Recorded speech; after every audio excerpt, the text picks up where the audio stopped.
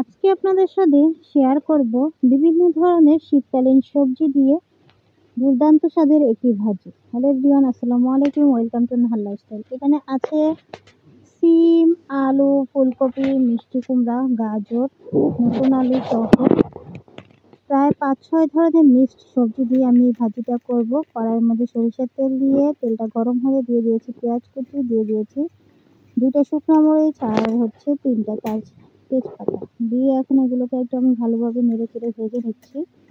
শীতকালে যে এই ধরনের সব ধরনের সবজি দিয়ে ভাজি খেতে কিন্তু অনেক মজার হয়, তাই না? আর আমি ভাজির মধ্যে একটু কালো জিরা আর একটু শুকনো মরিচ দিতে খুবই পছন্দ করি, এতে ভাজিগুলো খেতে কিন্তু অনেক মজার হয়। সামান্য একটু হলুদের গুঁড়া, সামান্য একটু মরিচের গুঁড়া আর একটু লবণ আর সামান্য একটু ধনিয়া গুঁড়া দিলাম। ভাজিতে বেশি মশলা অ্যাড করতে হয় না, অল্প সামান্য পরিমাণে মশলা দিয়ে ভাজি করতে পারলে ভাজিগুলো বেশি মজার হয়, এটা তো আমার মত। তো এইভাবে একটু ভেজে নিয়ে এরপর আমি মিক্স যে সবজিগুলো আছে সব ধরনের সবজিগুলো এখানে দিয়ে দিয়েছি।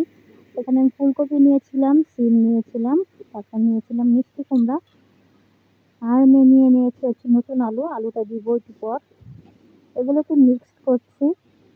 শীতকালটা সবজির জন্য রাজা, কি বলে, তাজা তাজা শাক সবজি সব কিছুই পাওয়া যায় আর খেতেও কিন্তু অনেক মজার হয়। এই সবজির ভাজিটা দিয়ে রুটি, পরোটা, ভাত সব কিছুর সাথেই কিন্তু অনেক মজার লাগে।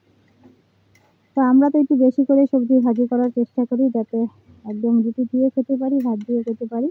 আর এমনিতেও কিন্তু এই সবজি ভাজিটা খেতে অনেক মজা। তো আমি আলুটা মাঝখানে দিয়ে দিয়েছিলাম। এই যে ঢাকনা দিয়ে ঢেকে রাখার পর 10 মিনিটের মধ্যেই কিন্তু এগুলোকে কমে সুন্দর করে ভাজিটা হয়ে যায়। লাস্টে কিছুটা কাঁচামরিচ দিয়ে দিব। কাঁচামরিচটা একটু পরে দিলেই ভালো হয়, এতে করে সবুজ যে কালারটা সেটা অক্ষত থাকে এবং যখন আপনি খাবেন তখন একটু কাঁচামরিচের একটু ফ্লেভারও নেওয়া যায়। আমার কাছে কিন্তু বেশ ভালো লাগে। একটু নেড়ে চেড়ে দিচ্ছি, আমার ভাজিটা প্রায় হয়ে এসেছে। এখন লাস্টে বেশ খানিকটা ধনিয়া পাতা অ্যাড করে দিব।